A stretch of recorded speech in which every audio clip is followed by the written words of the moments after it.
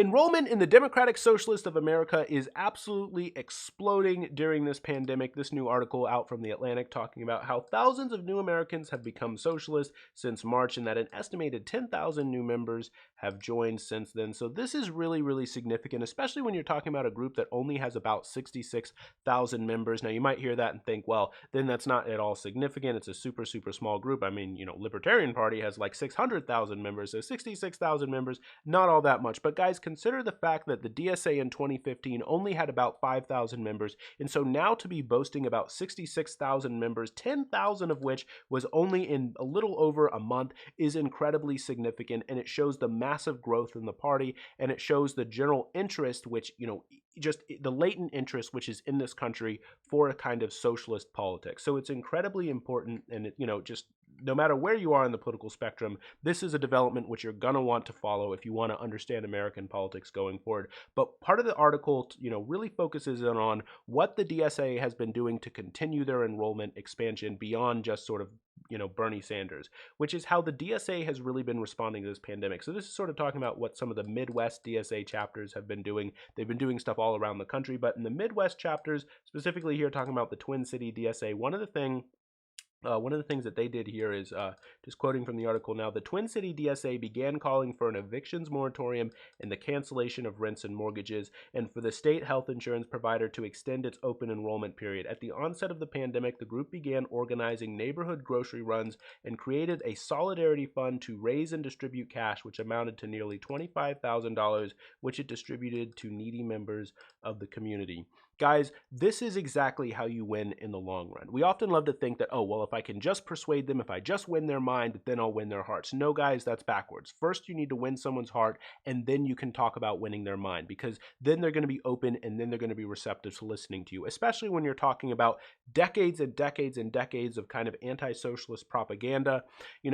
When you create this kind of thing and you communicate and you show people what socialism is about, then people are going to be more receptive to listening to you and hearing what you have to say. I mean, this is how you open up, and this is how you get people to join. So it actually has an interesting story here talking about a nurse who wasn't necessarily like a socialist, like was sort of maybe more left leaning, but this nurse basically needed masks for their workplace, and it was a nurse in Minneapolis who needed masks for their workplace, needed masks for their hospitals, and that the hospital wasn't doing enough, and that the DSA really helped them out. And so, look, they joined. That's exactly what it's about. That's exactly how you win in the long run. That's exactly how you ultimately persuade people, because in fact, enrollment for the socialists in America really, in fact, did peak in 1912 and has really been declining ever since. That was when sort of the anti-socialist kind of propaganda started going out around that time, and so it has been declining. But the reason why DSA membership, or not DSA, that DSA didn't exist at the time, but socialist was where it was in 1912,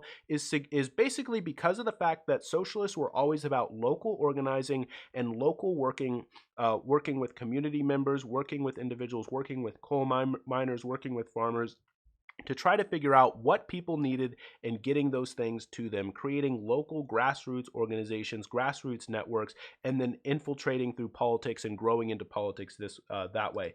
And this article goes on to sort of cite a professor here who's basically talking about how it's going to be incredibly important for the DSA to begin pushing, using this leverage to begin pushing for specific policies to happen during this crisis. It basically talks about here how the U.S. government is going to be spending a lot of money to get the country going again.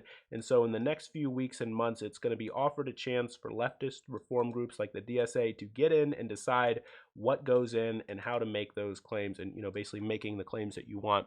Obviously, this is something that's going to be difficult. I mean, we just saw the HEROES Act, the $3 trillion HEROES Act, which Nancy Pelosi pushed through in the House, and there was a lot of criticism from a number of progressives saying that this wasn't sufficient, this wasn't good enough. And so there's a lot of work to do, but this is how you get it done. This is how you start a serious alternative to politics, and you begin persuading people, you begin showing people what socialism is, give them a free trial, and then maybe they'll accept it. So anyway, I just wanted to share that with you guys because it's super important. I think it's super relevant, and I think that it sort of lays out a platform for us if we want to win in the long run. You can let me know what you think about it down in the comment section below, but for now, if you did like this video, I'd appreciate it if you hit the like button and consider subscribing. Thanks.